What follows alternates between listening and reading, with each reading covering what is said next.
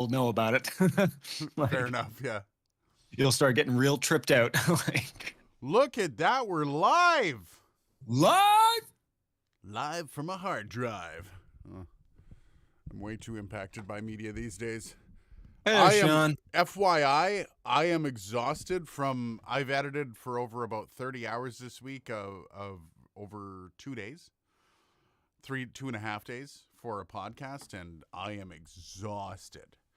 Did you see my post on Facebook or anything like that? I posted on Twitter and Facebook that big hour, 10-minute long. Oh, dear God. Yep. Brutal. How's it going, Sean? And you had that lovely clip to deal with. Oh, that I don't think it ended up making it. I don't think they kept it. I think it ended up getting trashed. Here's hoping, because that was horrible. I was the first one to say, guys, this isn't going to stay in. Oh, that's good to hear, Sean. Glad to hear that. I just dropped my 4th gen NT1 on the floor right before we started the stream, so that's going to suck. That's not great. You know what my big, and this tells you what the rest of my week was like. You know what my big studio update was, or upgrade was this week? Ooh. You know what the highlight of the week was? I put the studio ventilation on like a, or the rack ventilation on like a clicker, so yeah. I can turn it off when I record. Yeah, that's actually pretty big, man. That must be a pain in the ass trying to get down, turn it off.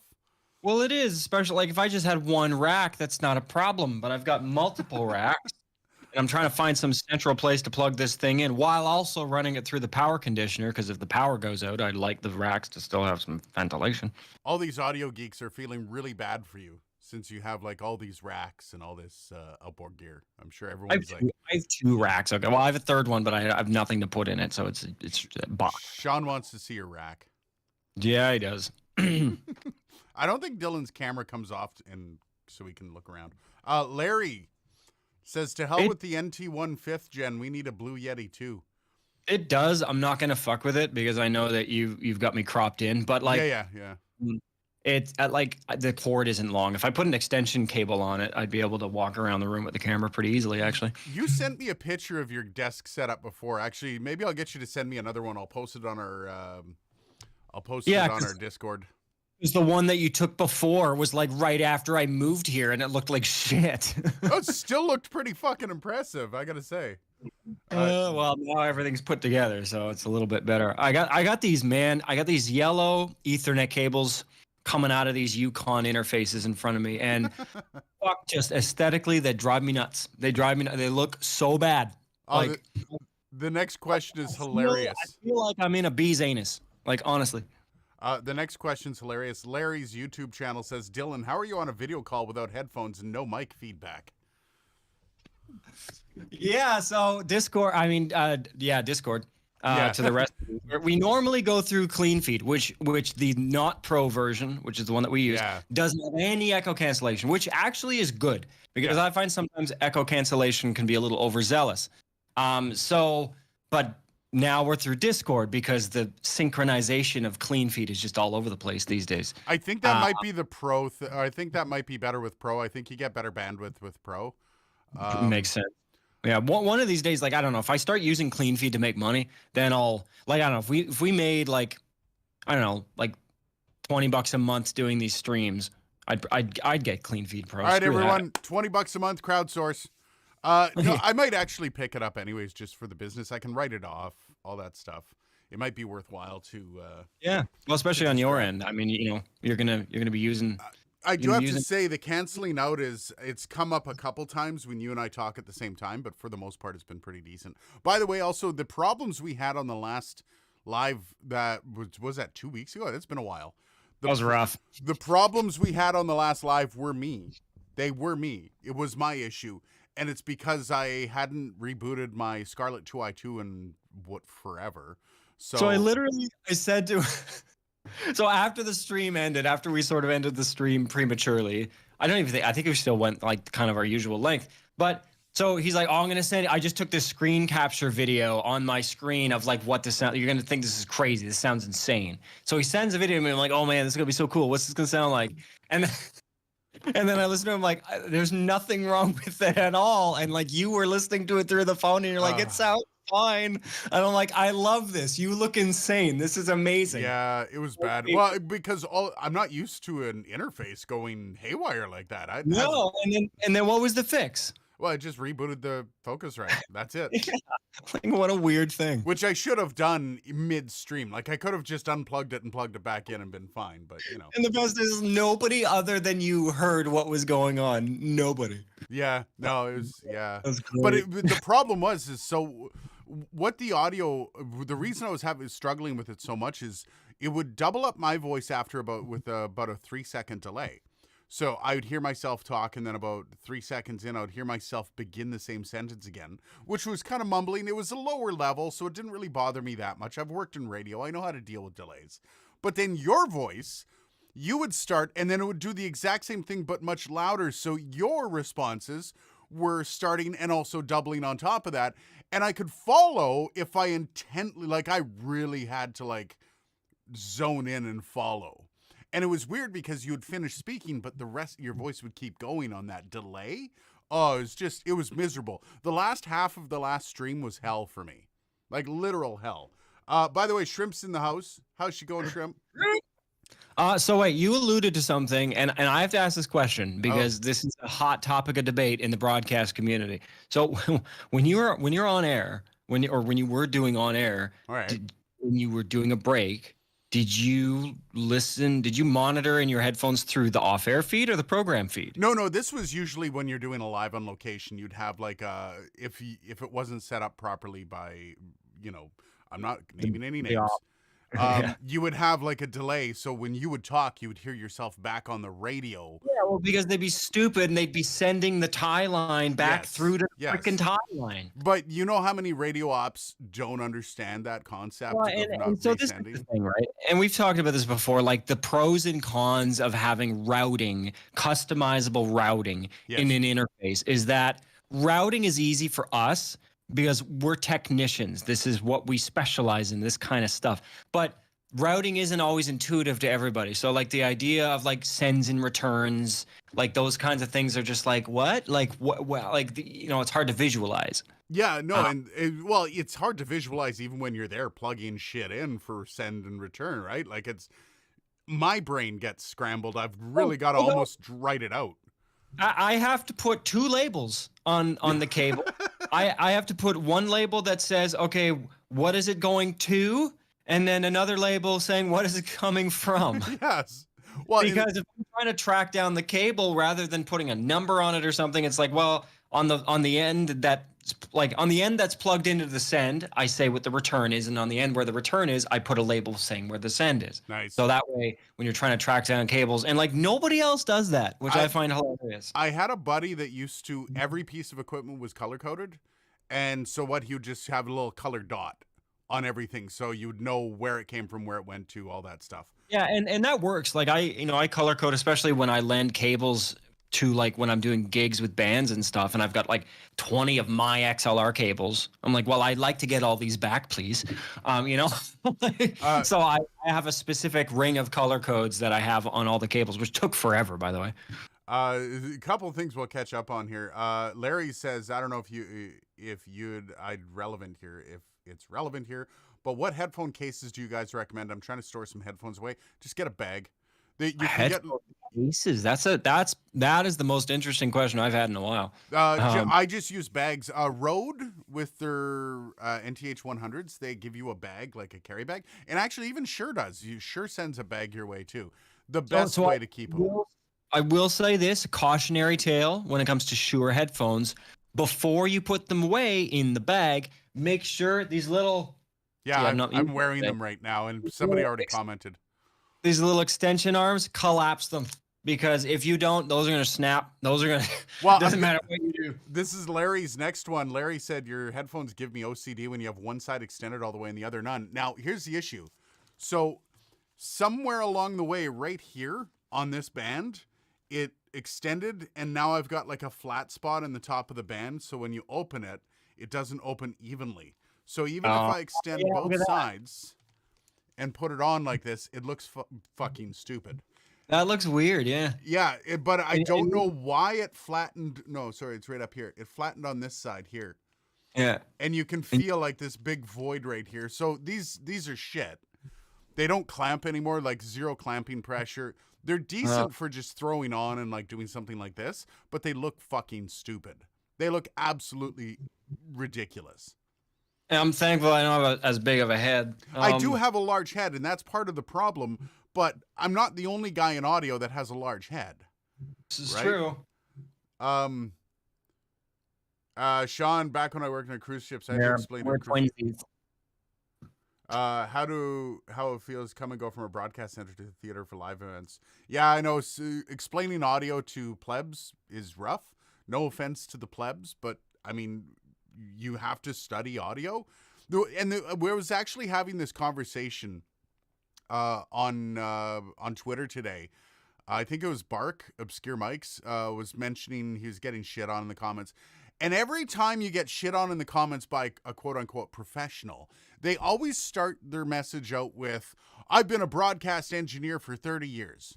Nobody cares. I had a dude earlier this week, and I called him on it because he literally went on a rant about how he's a broadcast engineer, and that I'm recommending all the wrong mics. And guys, go get an SM58. It sounds great when you just plug it straight into a USB cable into your computer. A dude is a self-proclaimed broadcast engineer told me to plug an XLR to USB cable into an SM58, and it sounds great. And so I just said, dude, you're a broadcast engineer and you agree that an XLR to USB cable is the right way to go? He's like, absolutely.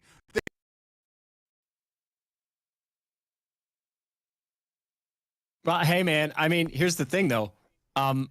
You and I both know of a broadcast engineer who has some pretty interesting ideas of audio. So that doesn't actually surprise me that much.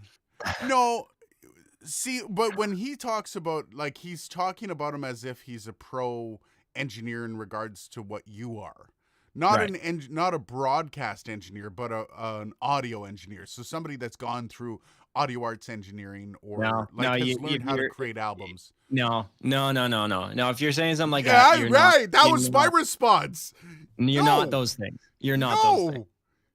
And this is the thing, like, is like the amount. I don't know. Like when you're in like high school AV club or whatever, like that level, or small office kind of AV tech, like audio video isn't about just plugging stuff in. And like, I mean, that's a big part of that stuff, obviously. But like being an audio engineer, you have to understand the electricity that's involved in it. You have to understand the digital encoding that happens. You have to understand the actual product that's going through the cable that you're plugging in.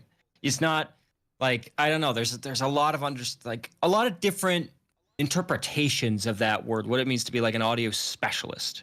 It's like audio is a lot of things. Right. Audio is air pressure changes, for God's sake. Like, but if you want to boil it down to an expert in audio, which an audio engineer would be one of the most expert you can get.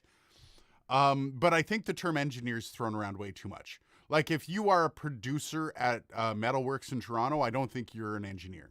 I think you are one of the top producers in Canada, probably. And you're a producer. You're a music producer. But I don't think you're an engineer. Engineers are something different. That's like the radio engineer we do know that has a lot of quirky thoughts on audio gear. Anyways, what it's come down to, though, anybody in my chat that introduces themselves with their credentials first, instantly I don't even look at the comment anymore. As an audio engineer for 34, don't care. Shut up. Move on. Don't care. I'm not going to even look at your comment because you're obviously bullshit. Like, you're obviously bullshit. I've never had to go, well, with my 12 years of working in audio, I don't start any conversation like that because it's stupid. Here's a philosophical point. If you have a solid argument, let the argument speak for itself. You don't have to try to pre-qualify your argument with a bunch of bullshit hot air. Like, if you have a good argument, just say, here's what I think, and then have an honest debate with somebody. Because what they do is it's a very cowardly approach. Because what they basically do is they try to they try to counter whatever your counter argument is or whatever your rebuttal is to their complaint or their correction or whatever they have. Whatever you say, they want to immediately counter that by saying, well, you can't talk shit about me because I'm this. And it's like, no. Yeah, they promote their content. Yeah, because they're like, I want to challenge you, but I don't want to deal with the fallout of the fact that what I'm about to say is stupid. And I know that what I'm about to say is stupid. By the way, do you still have noise cancellation on? Yeah, I don't really know how to turn it off, so I guess, yeah. Oh, okay. Anyways, yeah, I can. When we talk over each other, we kind of both fade. It's kind of weird. That's weird because I'm wearing. Like, my speakers are off. I think it just automatically does it when we both talk over each other. I think it just automatically starts canceling signals. I just think if you have to set up a retort with your resume, like if you have to literally hand somebody a resume going, here's the experience I have and this is why what I'm about to say is valid. And most people who have something valid to say don't do that. Like somebody with actual valid opinions that will have an impact don't necessarily need to give you why their opinion should be valid. They just give it to you because it's right, because it's true. And I've never seen an argument on YouTube that started that way that was actually right. I've not once. And I've been proven wrong in the comments by a few people. Like people have brought shit up that have said, dude, you got this wrong. And I'm like, my bad. But not a single one of those gave me his resume before they did it. Yeah. Well, and I mean, like when you're having a difference of opinion with somebody on something, there is a point in time where it might be acceptable to go there a little bit. And so what I mean by that is like if you're talking to somebody and you're telling them an idea and they come back and they're like, that makes no sense at all. That would never work. And then you come back and you're like, well, you know, I've used this every day for the last 15 years. So I'm pretty sure it works. Like that's an acceptable instance because I'm citing experience that speaks to the contrary, right? But to just say I'm a bigwig at blah, it's like, no, I don't care. I don't care. There's lots of overpaid people that are really stupid. So no, I don't care. So Larry's saying my lips don't match my voice, or is it Dylan? I don't know. Either way, it's a weekly problem. Larry also wants to know, where do you buy the bags for your headphones? You can actually just contact Rode. I don't know about contacting Shure. I've always had a hard time calling or getting a hold of anyone there. But definitely Rode, if you contact them, they'll hook you up. It's probably a piece of their merch as well. So, I mean, Shure. It's only Aiden who's not in sync. Oh, okay, good. It has nothing to do with me then. Awesome. It's me today. Fuck. All right. Liberty Dude says, I've been a know-it-all trolling asshole for the past 30 years. Microphones aren't needed when you have enough power for your bullhorn. It's true. But even with you, Liberty Dude, you've called me on stuff and I've never gotten your resume from you. You've never given me a reason why your voice is important in this. Yet when you talk about stuff, you know what you're talking about. Therefore, as soon as I read it, I'm like, dude's actually right. You got me. That's how most people operate. And so the blowhards, the people that aren't spouting truth generally are the ones that are setting it up with a bunch of garbage beforehand. Everyone's just talking about headphone bags, except Sean. Sean's an operator, by the way. Rode has awesome customers. So yeah, Rode is, you know what? And I've got this NT1 video going on Monday. I have a feeling in the sphere that Rode exists, and let's talk about the NT1. That's the name of this video today, Dylan. In the sphere that Rode exists in, which is the under $1,000 sphere for audio gear, which is highly competitive, which is very much cookie cutter, which is very much kind of almost bland. Like last year, the big thing was onboard effects. That was the DSP, digital signal processing. That was the big thing last year. And a couple people came out with it on their stuff.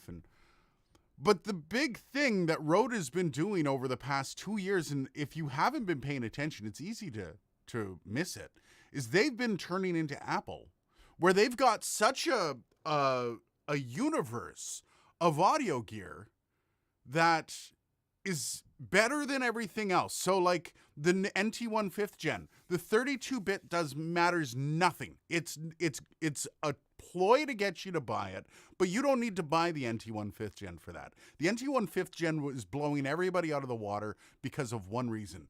It is the first professional grade USB microphone. It is the first USB microphone that a professional can take on a job when they're on the road. And you know as well as I do, Dylan, there are certain companies out there, not all of them, but certain companies that have an approved list of gear you can use to read for them, to do a commercial for them, to do whatever. And I can bet you any money, not a single USB mic is on that list, with the exception of the NT1 now. And you know what makes the NT1 so great is that. And that is something no one else has done. No one else has done that. Shure didn't release an SM7B with a USB out. No, they created a whole new product, the MV7, and downgraded it from the SM7B. Nobody has had the foresight. What Rode's like, why don't we just put a USB plug on it? And you know what I bet you, and I actually mentioned this in Monday's video too. So the USB plug's right beside the XLR, so you can't do dual outs. I bet you any money Rode is about to make a plug that is a dual USB XLR plug. I will put money on it that Rode is going to release that so you can have a dual out on that bloody microphone. They'll probably put a little headphone thing on there too. Why not? That'd be pretty crazy. To me, Rode is literally about a mile ahead of everyone else. They're making moves in the industry that no one else is making. Now, granted, that's all in that intro level sphere of audio gear. They're not crushing any $2,000 units with it. But I'll be damned, it's really hard to recommend any USB mic now. Like, it's really hard to recommend a USB microphone other than the NT1. Why would you go buy the AKG Lyra for $269 US? And I would say too, Rode's kind of touching into something that's a sad truth about audio is once you get over $1,500, it's really hard to sell someone on a microphone and say you're getting the best value for your money. I think that line's even lower. Yeah, I was gonna say like 1,000. I said 1,500 because I'm kind of roping all gear into that, like even monitors and other stuff. But yeah, I think it's and Rode's staying down there. They're trying to make sure that they're giving a good value proposition, and up above, $1,000. It's kind of hard to continue to make that case. Let me see if I can get scene transitions. No, that's not what I'm looking for. I'm looking to see if there's something. How do you slow down or speed up the video to audio? There's a setting in here somewhere. Oh, to inject like latency of some kind? Yeah, I think I might have some audio latency. Let me look. Maybe it's the audio that gets latent. So it'll be tough because if you slow yourself down, or then I'm going to be out of sync. No, because it's just my audio input capture is separate from your audio. Right. Okay. Anyways, so you're doing it per input, not per element or whatever. Every single freaking live stream, I'm troubleshooting in the middle of it. I need a tech. I need to get a live stream tech, hire them, and just like for Fridays. Or we need to like, man. And it's hard because we don't really know who's going to be out of sync or what until we go live. So it's not like we could really like test it offline. And there's no reason I'm out of sync, man. There's none. Everything's fresh. No. Everything just got plugged in. Everything. Oy. Anyways. Weird. Maybe the video. What's first, the audio or the video? Like what has the lag?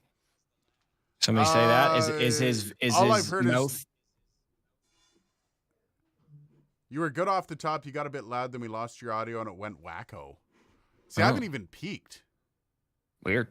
Wow. Okay. I'm going to unplug my Focusrite, and I'm going to plug it back in. Let's see what happens. Everybody? Okay. Hold on.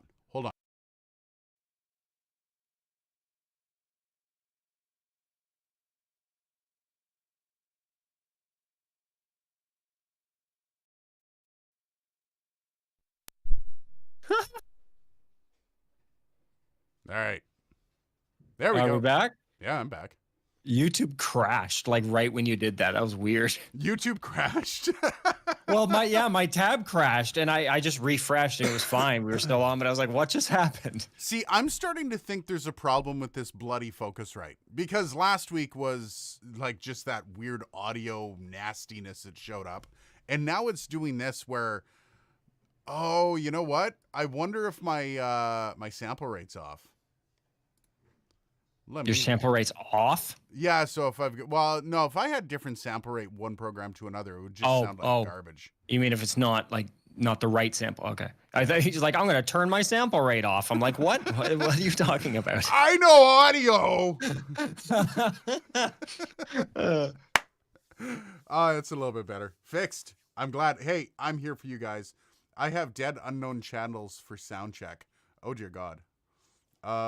Focus wrong. Yeah, you know what? I love that. I love that where you have like in the middle of a gig, you've got like a 24 channel board and you've got a channel just starts going whack, like a cap starts going mid gig, and you've like got all these EQ settings you have to like replicate somewhere else on the board and like replug everything in. Oh, my favorite part about live mixing.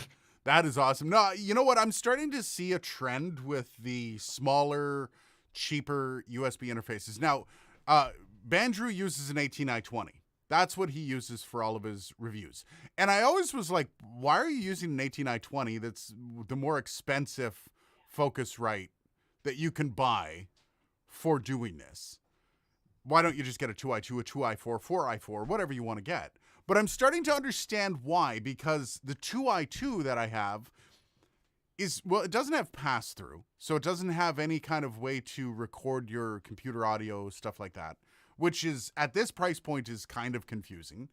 But it's also like, shit like this makes you go, oh, maybe it's just like put together with really cheap components. That's why. And everybody who shits on companies that use plastic bodies, like with the Zoom UAC 232, I would rather them spend that on better components than a hard shell aluminum body. I don't know.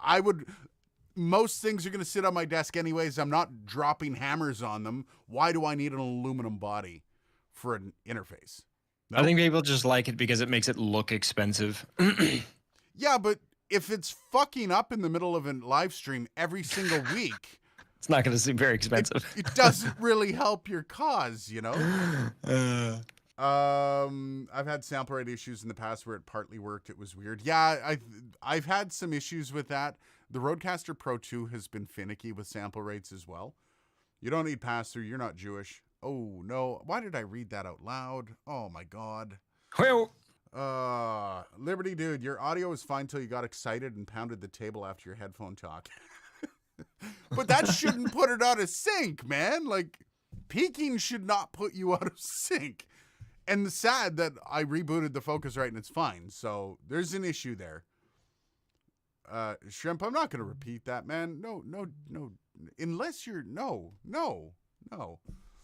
Anyways, all that to say the NT1 5th gen, this thing here, I'm actually really impressed with it. It's actually kind of one of the cooler mics that I've reviewed so far this year. Just for the simple fact that whenever a voiceover artist calls me, and they do constantly, and says, hey, what mic should I take on the road? Is there a good USB mic I can use? I can actually say yes now. Yeah. Can you think of a USB mic that would be worthy of like a top-end voiceover talent? I'm not talking about Kevin who's trying to get into the voiceover industry. I'm talking about somebody that's booking, $12,000 a month gigs.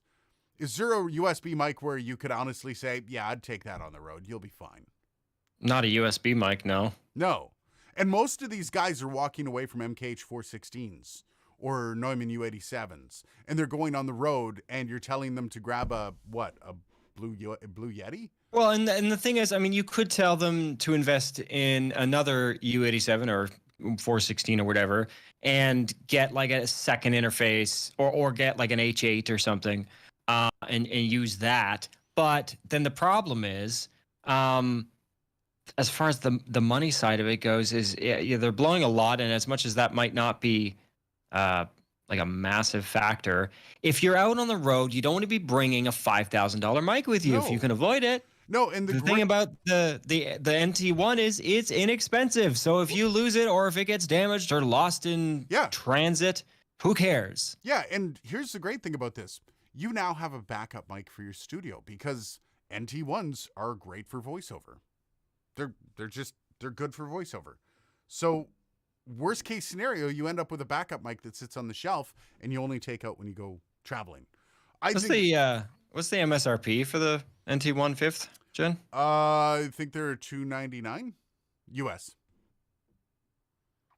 Yeah, well, actually, let me confirm that. Let me confirm that here. Maybe the NT1 5th gen will be my first Rode product. I don't own any Rode products. Can you believe that? I don't own not even a pop filter. I'm getting you the 4th gen. You can have my old 4th gen. Well, no, I want the 5th because I want a USB mic in case I need to plug it in my laptop when I'm on the go or something. I want to use it for its intended purpose. Yeah, so they're $339 Canadian. So let's look at B&H photo. There we go. Let's see what B&H $249, so $250 US, $339 Canadian. God, that's good. Fuck again, like you lose your multi like $5,000 a month voiceover artist, and you lose one of those on the road. Buy another one. Like who cares? Yeah, you lose the U87, you're gonna feel it. But it's like this or the MV7. Like, try to imagine that contemplation in your head. Is like, oh, which one are you going to get? It doesn't sound like a contemplation because I mean, I guess it could be. Because over USB, the MV7 isn't bad. No, it's not bad, but it's also not. It's not an NT1. It's not amazing. Yeah, no. It's not amazing. And I get it. If you're a gamer, you don't want this microphone plus the rig. Because I do. Banjo brought it up in his video. The shock mount's massive. Like, there's nothing you can do. I see a lot of guys hanging it up, so the microphone will be hung up overhead, so you just see the head of the microphone sticking into your frame. Fine, but it is a big mic. There's that one issue with it, but other than that, I mean, you get so much more out of an NT1 than you would an MV7. And then you look at all the other quote unquote gaming mics; they're not meant for voiceover, man. They're not like, hey, go get yourself a Rode XDM 100 or whatever it was. No, it's not going to work the same way. So Banjo used the Focusrite 2i2 for 5 years because it was the most popular low-cost interfaces, has the same budget preamps. And that's the one thing, like the 2i2 allows me to go with 2 mics. And that's usually what I'm doing a head-to-head with 2 microphones. If I need to use 3 microphones, I'll just use another interface that's relatively close in price, or I can even use the Arturia if need be. And yeah, the AT920 has the same preamps, but I'm guessing with the price, they have a little bit better capacitors. They have a little bit better everything else in there because the Arturia mini fuse blew up on me. A cap went on it. I've had so many of these small little interfaces, and I get it. I'm a heavy user. Like, I use the shit out of these things. Oh, yeah. But still, it's still $200. Right? I do expect to get more than a year out of something. Like, I got this less than a year ago, this Focusrite, and it should still be going. And I'm not going to return it because I couldn't be arsed. But damn it, man. I guess, but then I get an AT920, I'm plugging it into a rack because I'd probably get the rack one. And then it screws up my setup with this, like shooting, because everything would be plugged in over there. Right. I guess I could get a rack for this table. I don't know. We'll see. Where the heck is Bang's Naughty Bits? I don't know. Dan. That's a great question. Yeah, this has come up multiple times in the last few months. No idea. Shrimp. Little advice from a guy who's dealt with the edgy side of the internet a long time. Read the comment in your head first, LOL, then out loud. You know what, man? When you're doing a live stream, you're not thinking that because it's like when you're broadcasting, everything's kind of coming out, you know, it's a flow. It's like whenever you see in news where they make like a flub, they didn't think it through, or they say something that they're reading and they didn't pre-read it first kind of stuff, but it just comes out because it's such a natural thing. So I just got to check myself when I'm looking at your guys' comments, damn it. Dylan, post your address in the chat. I'll ship you a USB microphone. The neat Skyline, only take it apart slightly. I have one I'll give to Dylan, don't worry. Don't post your address in the comments. I don't really need a USB mic. Like, I can't imagine a situation in my current life where I would require, on such short notice, the ability to record top-notch audio like that. Like, if I need that, I'll just use the H6 and I'll plug shit into it. Like, yeah. I more meant like the NT1, because it's a USB mic specifically for voiceover, not for streaming, not for, like, it's meant for this kind of, not this kind of stuff, but this kind of stuff. Yeah. That you can, if you have to, plug it in with USB and go. Like, for example, you're about to do a session and your interface craps out. Just plug the microphone in through USB and you've got pretty much the same signal. Now, Rode does say that they sound exactly the same through USB and through XLR. It's not, but it's closer than I thought it was going to be. Like, you plug in a lot of the multi-XLR USB mics, and usually they're tuned pretty aggressively with the USB, like, and it's completely different sound, right? Because they really don't have as much control over the XLR as they do with the USB. So, I mean, they'd have to pack some more components into the microphone. That would be annoying and possibly more resonant critical. Yeah. So it's not the best idea, but. Sean says, when I worked in TV control rooms, I found it easy to make on-air talent say silly things without editing or filtering. Yeah, you know what? It's so easy. There are ways to... You just put something in front of a broadcaster. Like, let's say you walk into a control room during a news show and you pass them a piece of paper while they're live on air. They will instinctively read it aloud. They won't read it in their head. Man, dude, true story. So at a station I used to work at, a radio station, on April Fool's Day, we brought the PD in to the prod studio and we handed him a script for a promo for our easy listening station where we're giving away a stair lift. And the whole thing was recorded, and it took him I don't know, probably about 15 seconds before he realized. And then you could tell he was and then he kept reading it. And gotta get the job done, man. It's so true. It is so easy just to get people to say stuff. Because I don't know, there's something very authoritative about handing someone a sheet of paper, even, But if you're a broadcaster, if you're a broadcaster, that's what you do. Like, when I was doing a morning show and I would get the ad reads for weather's brought to you by, and the ad read would just come up on my screen. You'd click a button, there's your ad read, and you just go over, read it, and you're done. If someone wanted to mess with me, they could literally write anything in there, and I would read it verbatim. We did it. We had a client session once. This woman had a women's fashion store, and she had a name that we won't go into, but in the spot, just for shits, I put Susan. And it was hi, I'm Susan from blah, blah, blah, blah.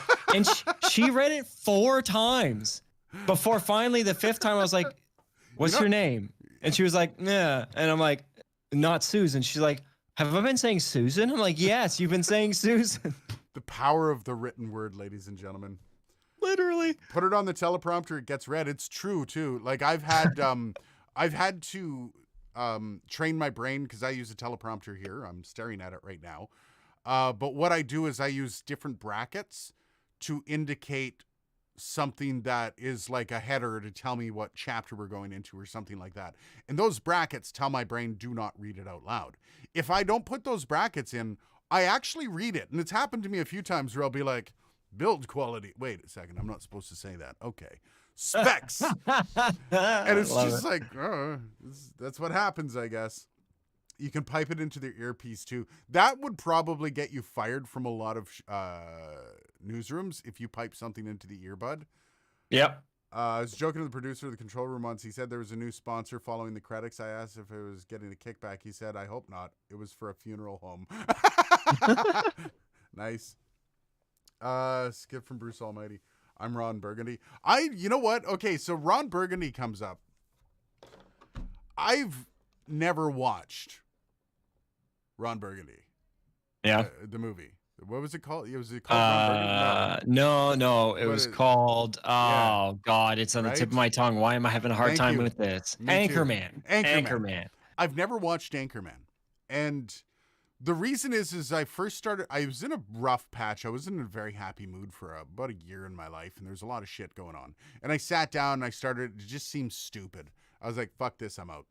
But since I've been in broadcasting, there is a certain level of content in that movie that a lot of people might not understand. I think there's another level in that movie that people that aren't in broadcasting, it would just go over their head and it would just be filler content. But that I'm sitting there going, oh my God, it's true.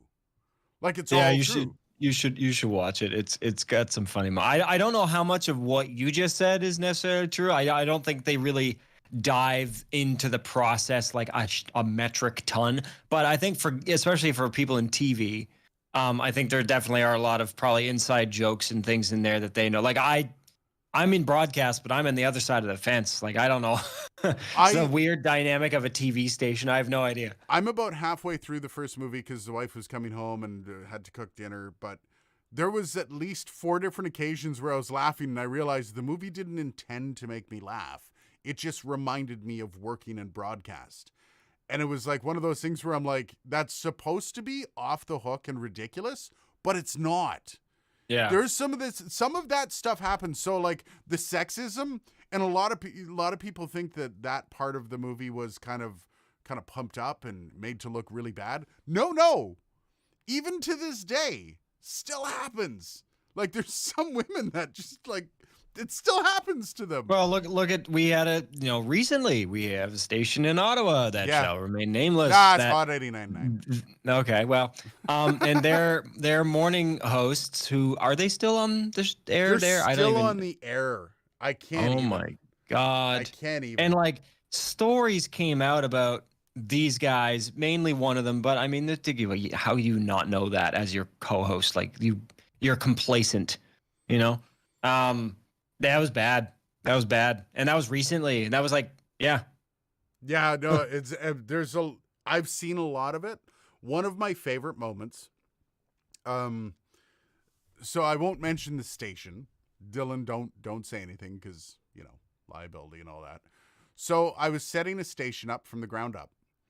And the guy who was hired as the big dog that was setting stuff up, I'd become the morning show host, and basically another guy got fired and I got the job. I was hired for another job completely. But so what he did was he was like, okay, so we're going to talk how we're going to be promoting the station. And he's like, here, I've got a guide from the 90s. He said, some of this stuff is outdated, but I'm just going to give it to you. And I want you to go through it and come up with some ideas and it'll be great. And I started leafing through this promotional pamphlet, and it was a management pamphlet. It was never meant to be seen by people that were ground level doing the job. It was meant for management. And it was only from the 90s, but a lot of it still held true. And in this pamphlet, it was saying things like, make sure your interns, a great idea would have all your female interns show up in lingerie and hang out with the corporate sponsors, and make sure that those interns know that they're supposed to make sure those corporate sponsors are perfectly well taken care of.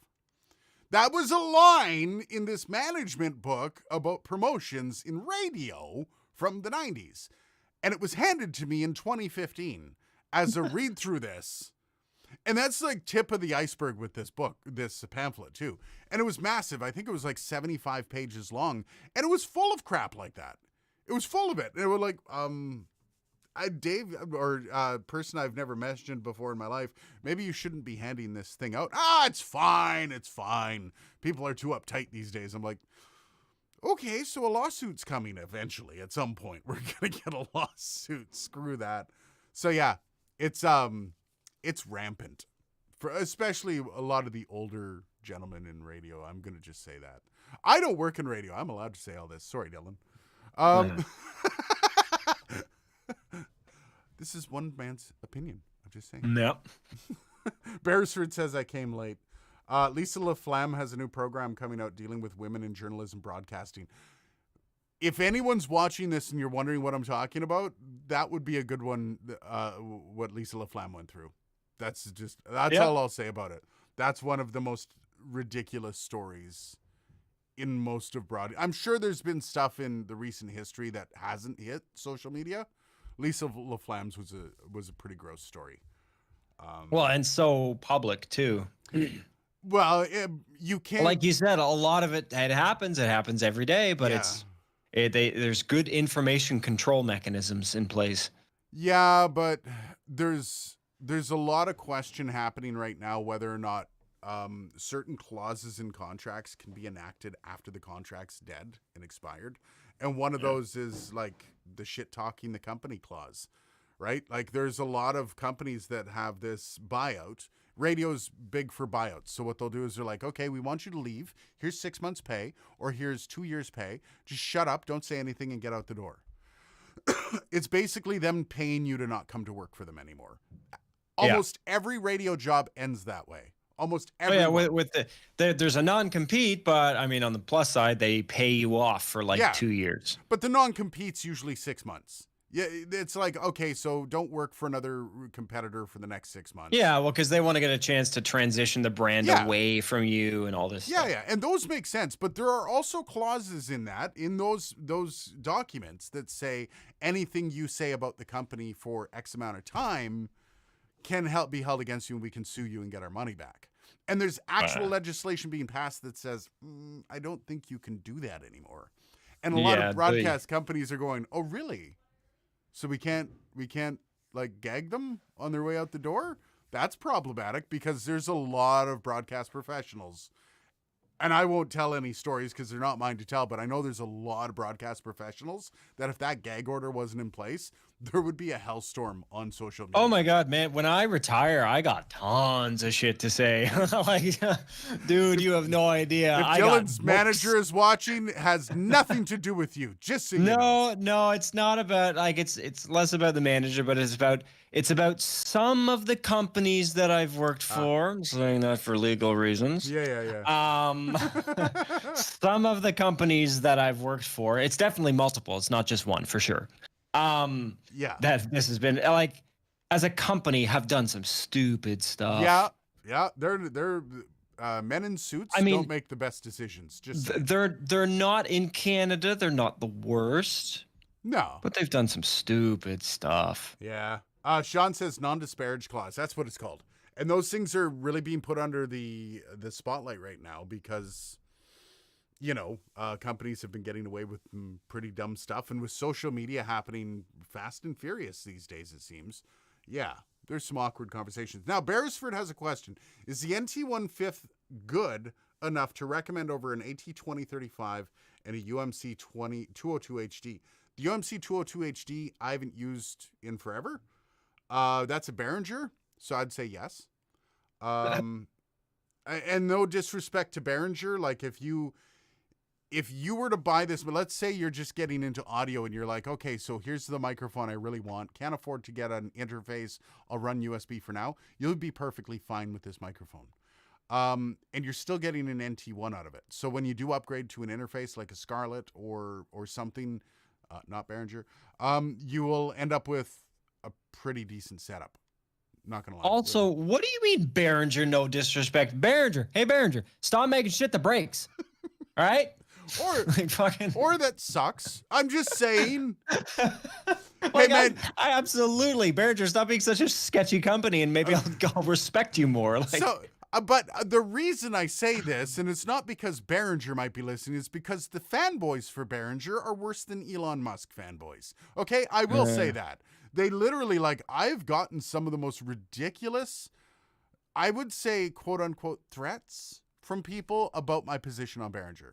Yes, people that have I want to know where you live. Because I called out a company that cares nothing for them, that doesn't even know they exist. Because I've used Behringer my whole life and it's been perfect. Oh, hey, come on, let's do it. I've been looking for somebody to punch. So please, let's hash it out. I don't want anybody with the lack of brain cells enough to actually write that on a social media post. And to prioritize that in that way in their head. I'm going to drive or fly possibly across the world to beat the shit out of somebody because they don't like a thing that I bought. Right. Wow. No, Beresford, we're not mocking you, buddy. Just saying, I'm asking from a beginner's perspective. I have a UMC 202 HD, and it has worked fine for me so far. Yeah, so What I'll tell you is what you'll get out of USB on this microphone. You can wait for the review. It's coming on Monday. Sounds fantastic. And it's still, whether you're on XLR or you're on USB, it's an NT1. That's, if you like an NT1, yes, an NT1, I would put an NT1 over a 2035. That's probably the core question there. I prefer the NT1 over the 2035. This is actually one of my favorite mics, the NT1. So that's obviously a personal preference, and it depends on your voice.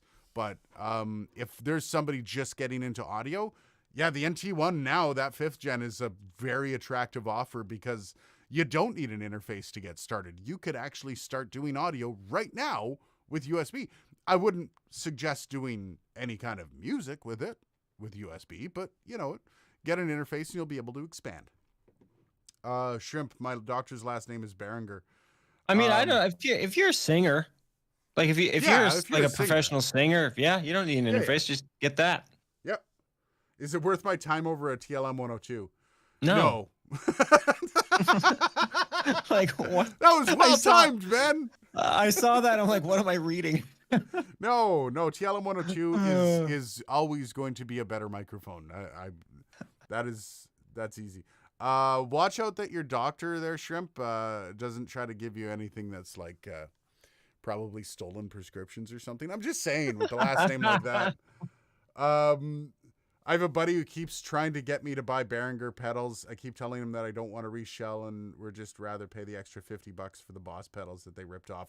And that's the thing, like Boss pedals have gone up in price big time. When I was buying them 15 years ago, they were all $99. Now the Blues driver's $250. Yeah, I was gonna say I think it was a synth pedal for like $600. A pedal. A synth pedal? Damn. I want to get their sorry, the wife just texted. We're going to trivia night later. But I want to get the new pedal board they've got because you can basically program into that thing anything, and it costs $900. Right? So you've got everything. Sweet. $900. You got the pedal board. It's a I can. So now, how does it compare to like the Line 6? Was it the Helix? Which is like their pretty high end. I don't know. Guitar pedal processor. Which do you prefer? Do you prefer the sound of Line 6 over Boss?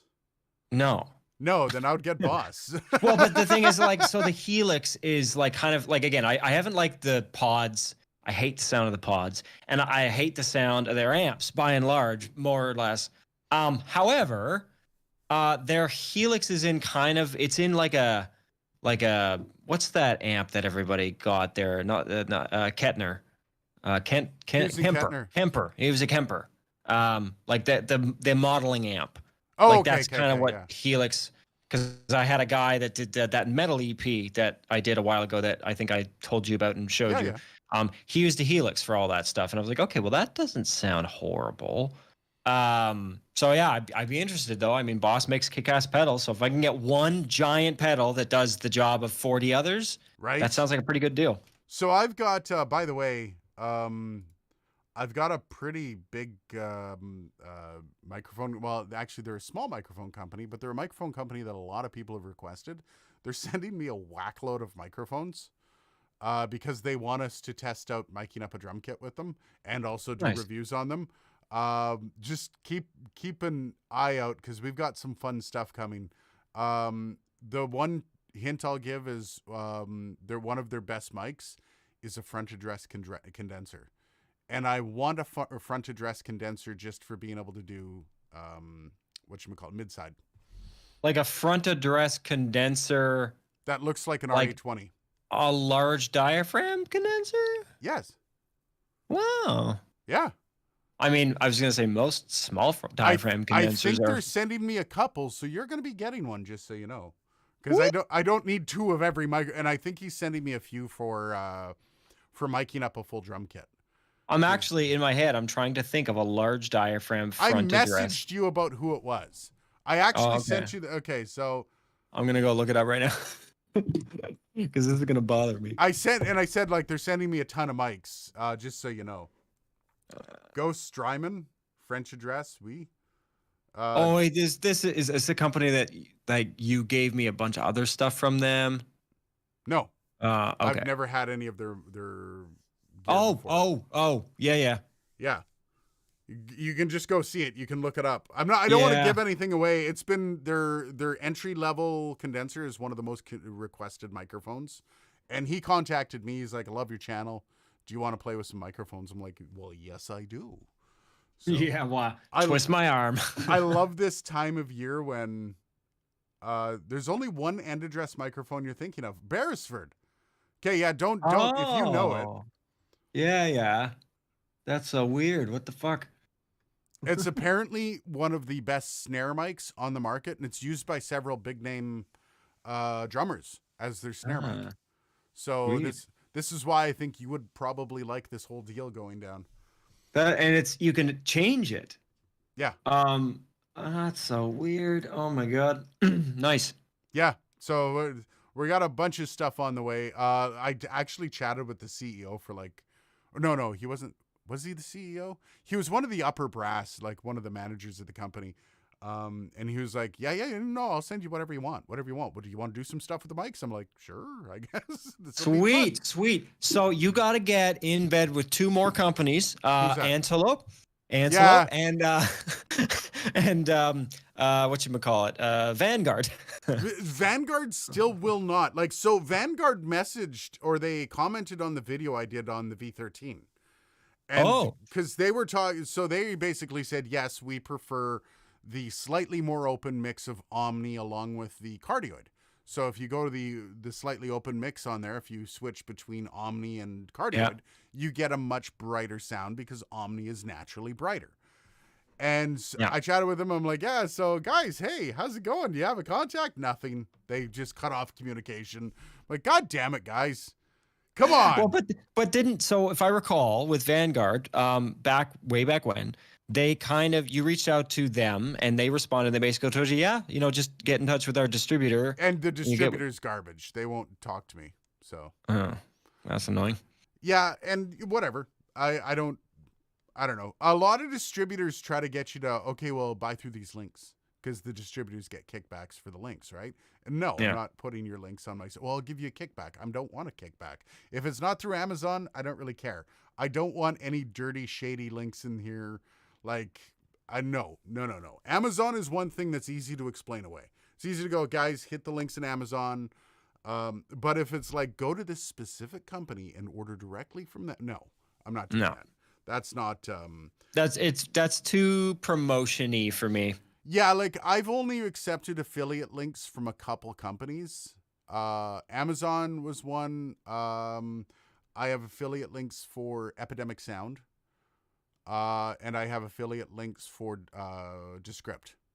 So if you here's the thing. What I guess at the end of the day, you gotta kind of talk about what your purpose of the videos that you make here are. Is the purpose of your videos to make the company who's make the products you're reviewing money, or is the purpose of your video to provide your audience with information they can use to buy products that fit their needs? And that's why, so with Epidemic Sound, I use Epidemic Sound to produce a 7-figure podcast. Yeah. I use Descript. Do I even have to tell you the validity of using Descript? No. Descript is an awesome service. It's weird, it's creepy, but it does a lot of great stuff. And I had a fun video with that. But that was also a paid video. That was a showcase video of hey, check this shit out, what you can do with this. Links are below. And that was the whole point of that video. So outside of that, though, and I've had T-Bone.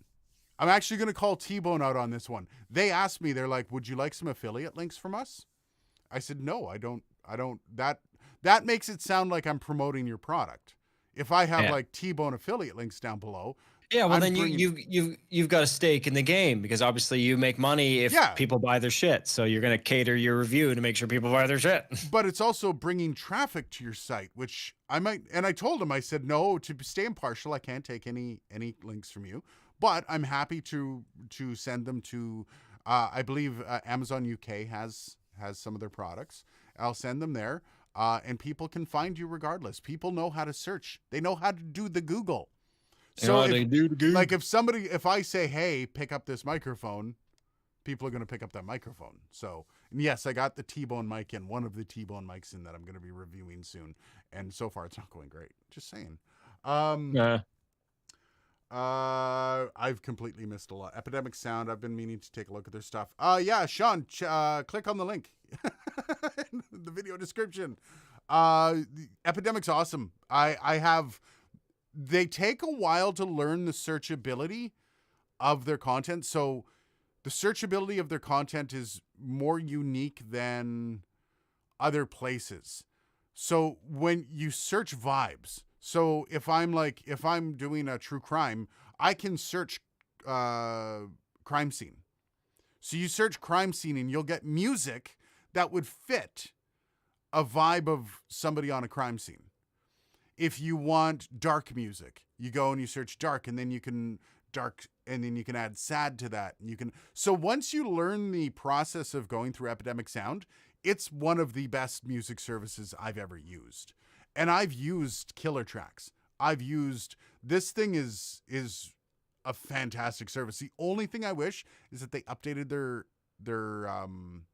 niche content a little more often. They update their like R&B, their hip hop. They upgrade that stuff. Their rock gets upgrades all the time, but the symphonic stuff does not. So, and it's disappointing because there's a lot of you run out of music after a little while, but that's also running out of music after hundreds of hours of producing with it, right? So I'm not exactly the best case scenario to judge Epidemic Sound on the amount of content they have. They have a ton of shit. So I've been Googling for 30 years. No kidding. I don't see why you couldn't use any affiliate link that goes to a legitimate seller, because to me, I feel as though if I'm taking a link from a seller, so let's say Rode says, here's a link to our products, and you get a 3% kickback from anybody that comes to that link. That wouldn't change how I do the video, but that would also make people think, well, maybe I'm not going to order from the link because he's pushing me towards that link. Amazon's a little different. I post Amazon links for gear that I rip a new one for. Like I say, this is trash. Links are below if you want to check it out. But when you have affiliate links from a company, there's an understanding between you and the company that we're trying to sell this shit. Let's go. And that puts it's a lot of unspoken stuff. And even if the company's not saying that, it's still a sales pitch. It's a sales pitch from the company that says, hey, put your affiliate links, we'll give you a percentage. That's one sales pitch. And please, if your viewers click on it, that's another sales pitch.